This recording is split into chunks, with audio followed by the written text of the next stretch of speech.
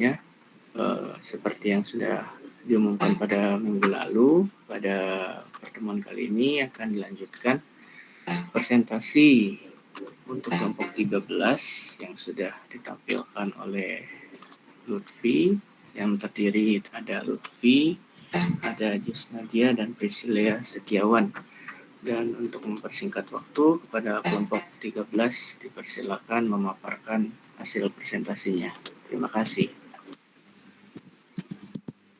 Baik, Assalamualaikum warahmatullahi wabarakatuh. Selamat sore Pak Nurzenki, selamat sore teman-teman semuanya.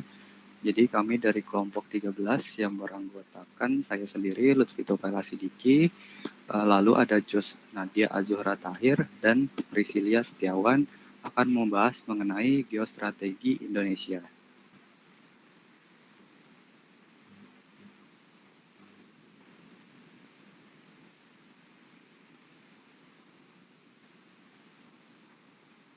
Dipersilakan untuk Priscil bisa dibahas untuk materi ini.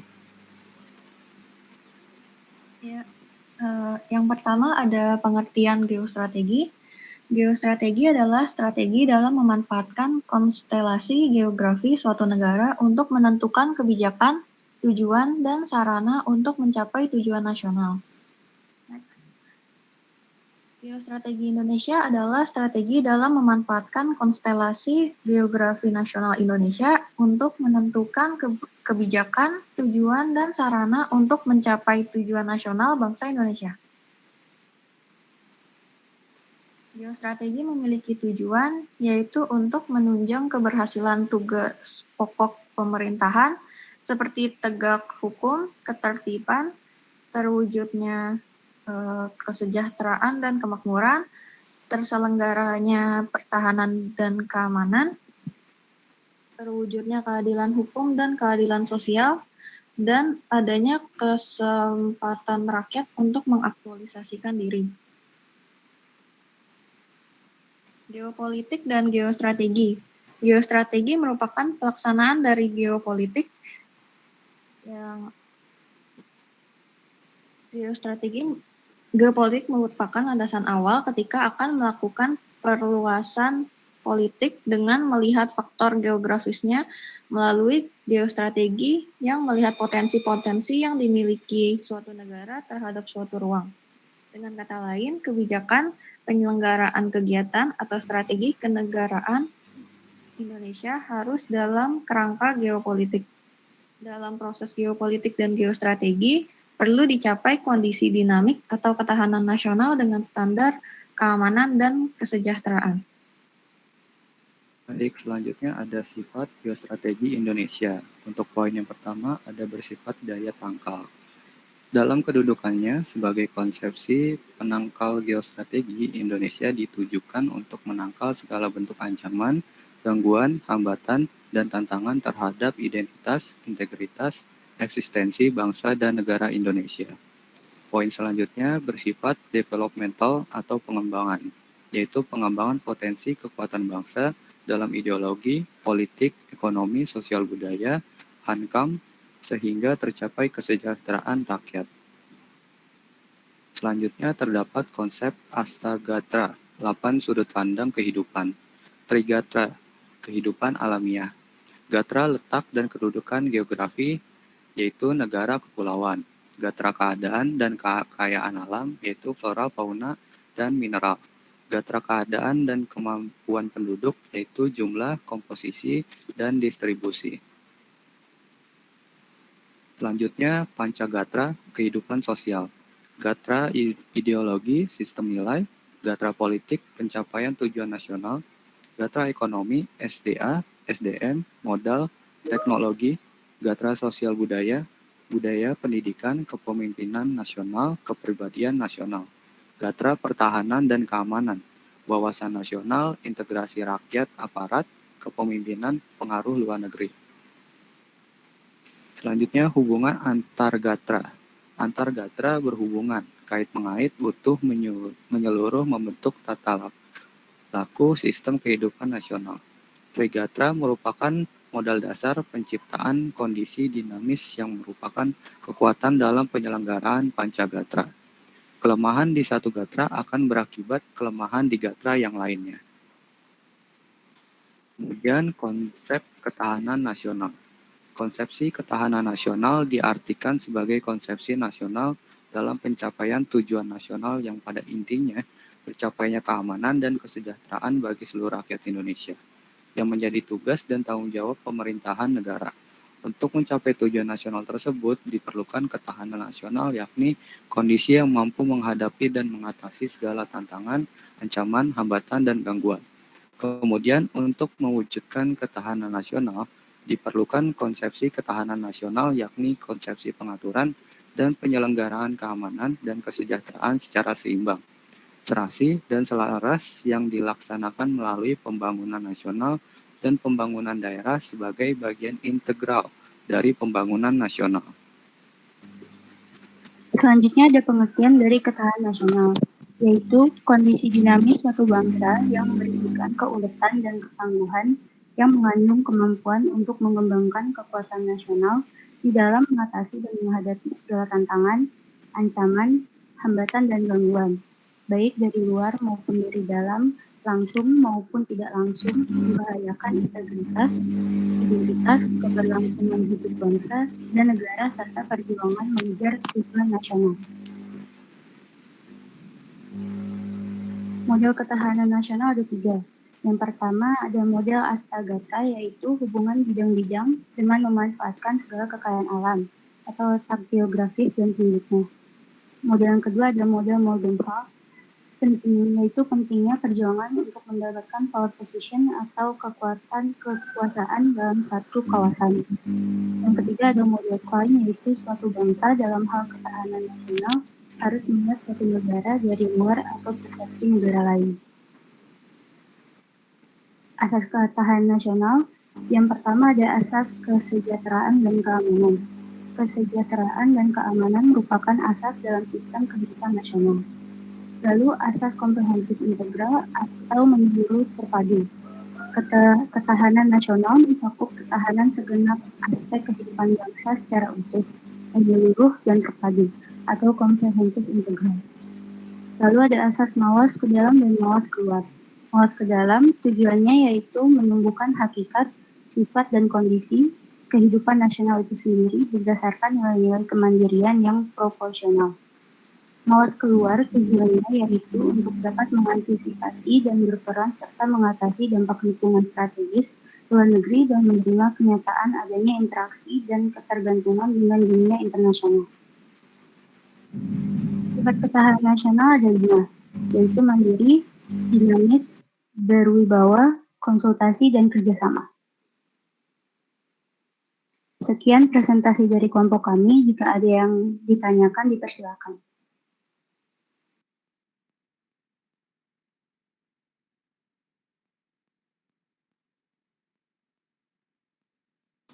Baik, terima kasih kepada kelompok 13 telah memaparkan hasil presentasinya.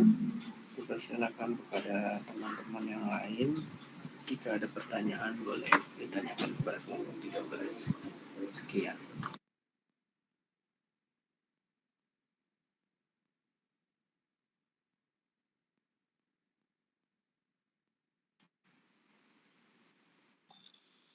Ujian kapan ya? Maaf Bapak, kenapa Pak? Ujian kapan? Kalau ini masih ada sisa satu kelompok lagi sih Bapak yang belum presentasi. Oh iya, UAS kapan? Kalau misalkan itu paling 2 minggu setelah libur Lebaran Bapak.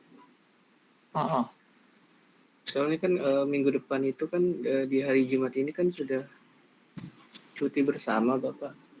Iya, sampai tanggal? Sampai tanggal 9 itu baru masuk perkuliahan lagi Bapak. 9 hari? 9 itu hari Senin Bapak. 9 Mei. Senin. Iya.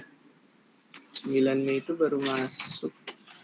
Tanggal 10 itu paling tanggal 10 presentasi untuk kelompok terakhir paling sekitar tanggal 16, 2 minggu sekali Lebaran Bapak, libur Lebaran mungkin Bapak, karena masih ada satu kelompok gitu. lagi Pak.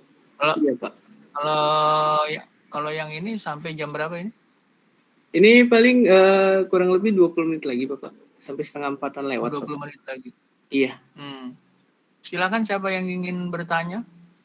Ya, Bapak, saya izin bertanya, Bapak, pada kelompok 13. Oh, ya Tadi silakan. di dalam sistem kalau tidak salah dari konsep pertahanan itu ada yang namanya itu konsep sis han kamrata. Apa sih yang dimaksud dari konsep dari sis han kamrata itu? Mungkin itu saja, Bapak, dari saya.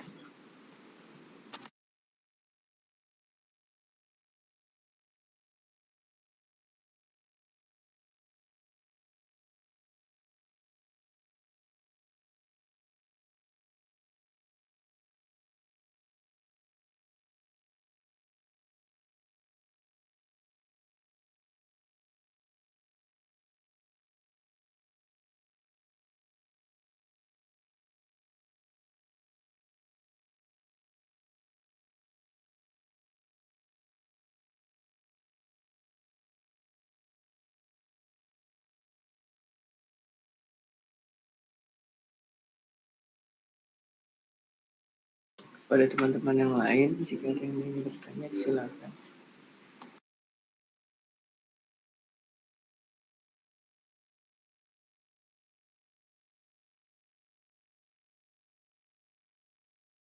Izin bertanya, Pak. Silakan, Mbak Stella. Maaf, saya izin bertanya. Menurut kalian, apa yang melatar belakangi seluruh negara itu perlu adanya ketahanan nasional? Dan menurut kalian tuh Indonesia ini ketahanan nasional tuh udah bisa dibilang bagus atau belum? Dan kalau misalnya belum, gimana cara supaya meningkatkan ketahanan nasional di Indonesia? Terima kasih. Baik, terima kasih Stella atas pertanyaannya. Kepada kelompok 13, apakah sudah jelas pertanyaan dari Stella? Kalau sudah jelas, bisa langsung dijawab.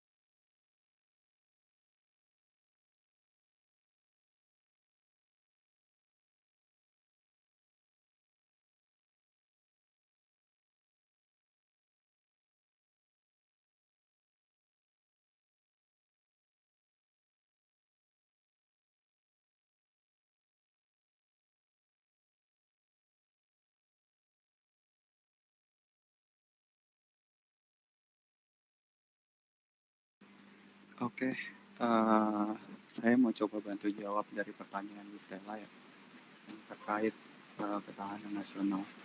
Jadi kenapa ketahanan nasional itu dibutuhin? Bisa dibilang dalam suatu sistem pemerintahan sendiri itu kan perlu adanya ketahanan karena mungkin dari pihak lain atau dari negara lain itu pasti ada ancaman-ancaman yang bisa mengganggu kedaulatan negara kita. Jadi dari negara sendiri perlu adanya organisasi yang memiliki kekuatan untuk menjaga keamanan. Contohnya kayak TNI, polisi, itu supaya negara kita bisa tertib dan juga aman dan juga sejahtera gitu. Tidak ada ancaman-ancaman atau gangguan dari pihak-pihak luar. Jadi kurang lebih tujuan dari ketahanan nasional bisa dibilang seperti itu. Lalu untuk saat ini ketahanan nasional udah cukup bagus atau belum? Mungkin kalau dari saya pribadi sudah cukup bagus, namun bukan istilahnya yang peringkat atas atau bisa dibilang cukup unggul gitu. Karena bisa dilihat atau dibandingkan secara keanggotaan TNI atau pasukan atau maupun amunisi dan persenjataan lainnya dibandingkan negara-negara lain itu masih tertinggal jauh gitu. Apalagi negara adidaya seperti Amerika, Rusia ataupun Cina. Nah, di situ mungkin untuk saat ini cukup bagus gitu. Untuk banyak jumlah tentaranya ataupun perlengkapan senjatanya. Namun untuk dikategorikan sebagai negara yang cukup memiliki tingkat keamanan yang tinggi atau adidaya itu bisa dibilang belum ke arah sana sih. Dan untuk meningkatkannya seperti apa itu mungkin kalau dalam persenjataan atau dalam amunisi atau perlengkapan militer lainnya itu mungkin perlu ditingkatkannya ekonomi. Jadi mungkin dalam perekonomian bangsa atau negara itu perlu adanya peningkatan agar dapat memproduksi lebih banyak lagi fasilitas-fasilitas yang dapat menunjang keamanan negara. Terus untuk dalam sumber daya manusianya sendiri mungkin perlu adanya pelatihan khusus gitu kepada rakyat-rakyatnya agar dapat mempertahankan negaranya atau paling tidak mempertahankan diri sendiri gitu apabila terjadi konflik atau sesuatu yang tidak diinginkan gitu kepada negara kita. Mungkin seperti itu. Apakah sudah jelas, Stella, atau ada yang ingin ditanyakan lagi? Sudah jelas, terima kasih. Oke, sama-sama.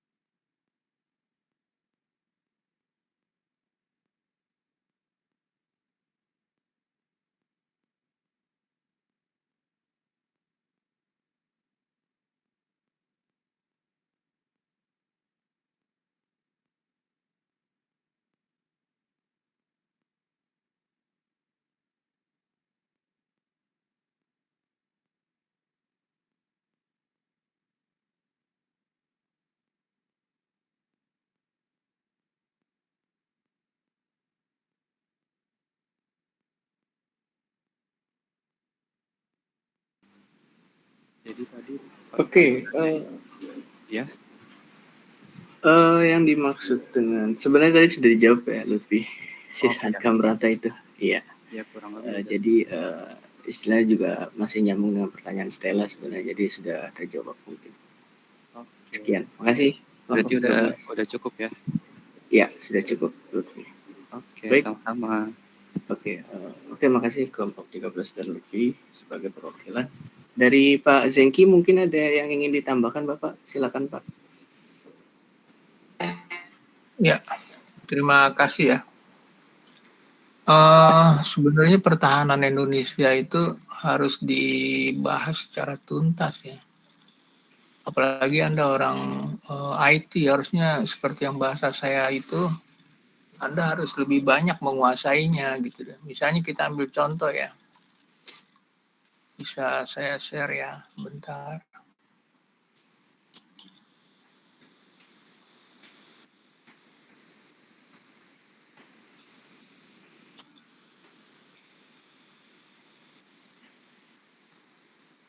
Udah terbaca? Udah terlihat? Sudah, Pak. Ya, jadi militer kita itu nomor 15 dunia ya. Dan peringkat 1 di ASEAN ya. Coba Anda bayangkan peringkat 1 ASEAN. Ini kita main logika ya. Yang makmur siapa? Malaysia. Yang makmur siapa? Singapura. Yang makmur siapa? Brunei. Sekarang muncul ya, Vietnam. Kalau di sini oke lah. Tadi jawabannya bagus itu, harus diperkuat ekonominya juga. Jadi bagus. Kita kuasai ASEAN, tapi di sisi lain kita kalah dalam perekonomian, ya. Nah, ini militer kita nih. Nah, misalnya kita ambil contoh ya, kekuatan ekonomi. Tadi kan ngejawab ekonomi ya. Ini orang terkaya ya. Nomor 4 dia punya aset BCA. Ya. Sekarang kita lihat BCA. Aset BCA itu ini 7 triliun. Berarti tumbuhnya 15. Jadi tumbuh 17 per secara tahun. Ya. Secara umum 15.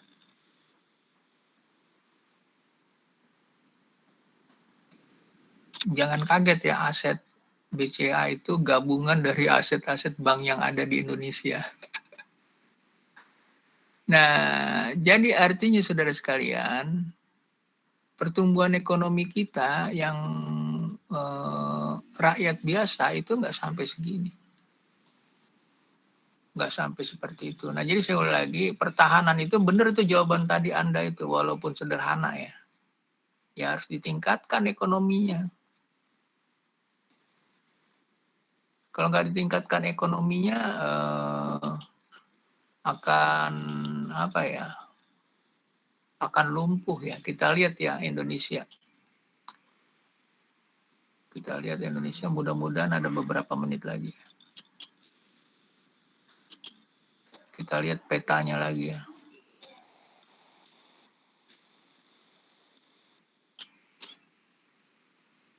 Itu ya. Ini luas Indonesia. Nah, ini Singapura kecil. Padahal kita menguasai ini ASEAN. Dan menguasai dunia 15 tentara kita. Tapi kita belum mampu memobilisasi perekonomian kita. Ya. Belum mampu. Karena apa? Karena kita masih lemah di dalam SDM. Jadi kalau ingin mempertahankan ini, ya oke, militer ya. Tapi bisa nggak ini akan diambil? Bisa. Bisa nggak ini akan diambil? Bisa. Bisakah akan diambil? Bisa. Bisa. Karena apa? Percaturannya bukan negara yang ini. Tapi percaturannya dunia. Kan dunia kan ada di atas 15 kan ada negara-negara lain. Gitu. Misalnya contohnya Amerika, bisa nggak Amerika mengambil yang ini? Bisa, buktinya privat. Ya. Bisa dia nggak ngambil yang ini? Bisa. Contohnya di Kendari itu ada orang Cina. Kita bukannya diskriminasi, bukan ya. Tapi artinya negara asing ya. Cina sebagai negara asing, bukan Cina sebagai orang pribumi, bukan. Jadi Cina itu kuat. Nah, itu sudah sampai. Nah, berarti dibagi dua kan. Dikuasai. Australia masuk ini Pak wilayah di sini. Itu masuk Timur Leste ya. Timur Leste itu mata uangnya ada dua, rupiah satu, ya mata uang dolar Australia satu. Jadi gitu tambahan saya.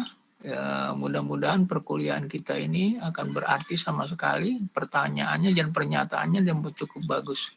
Oh iya ya, semoga pertemuan kita ini bisa bermanfaat. Minggu depan kita libur ya, kita masuknya lagi minggu 1 lagi ya. Iya Bapak, betul Bapak. Minggu depan libur Silakan lebaran ditutup, Bapak. Iya Bapak, baik. Silakan ditutup. Iya Pak, baik, terima kasih kepada kelompok 13 sudah memaparkan hasil presentasinya. Kemudian terima kasih juga kepada Pak Jengki sudah menyempatkan hadir untuk pertemuan kali ini. Saya selaku PJ mengucapkan mohon maaf Bapak sebelum lebaran jika ada saya selaku PJ selama memandu PKN ini dengan Bapak ada yang salah Bapak, saya minta maaf. Kemudian kepada teman-teman yang lain, semangat untuk menjalankan ibadah puasa bagi menjalankannya, dan semangat juga untuk semuanya. Terima kasih Bapak telah hadir, saya tutup. Wassalamualaikum warahmatullahi wabarakatuh. Waalaikumsalam.